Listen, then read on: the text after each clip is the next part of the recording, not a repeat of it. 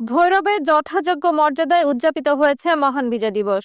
স্মরণ করা হচ্ছে জাতির শ্রেষ্ঠ সন্তানদের, যাদের আত্মত্যাগের বিনিময়ে অর্জিত হয়েছে স্বাধীনতা। উপজেলা প্রশাসন সহ বিভিন্ন রাজনৈতিক দল ও সংগঠন পৃথকভাবে নানা কর্মসূচি পালন করেছে।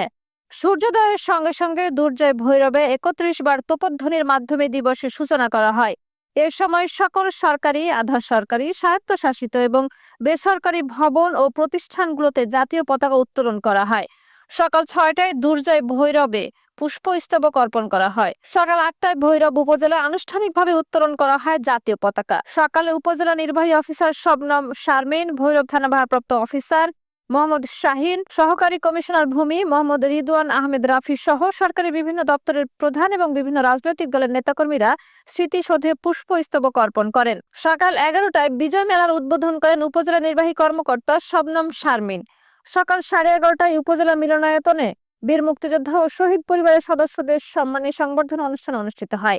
এ সময় দিনব্যাপী শিশুদের চিত্রাঙ্কন প্রতিযোগিতা, মুক্তিযোদ্ধাদের নিয়ে খেলা ও সাংস্কৃতিক অনুষ্ঠানের আয়োজন করা হয়।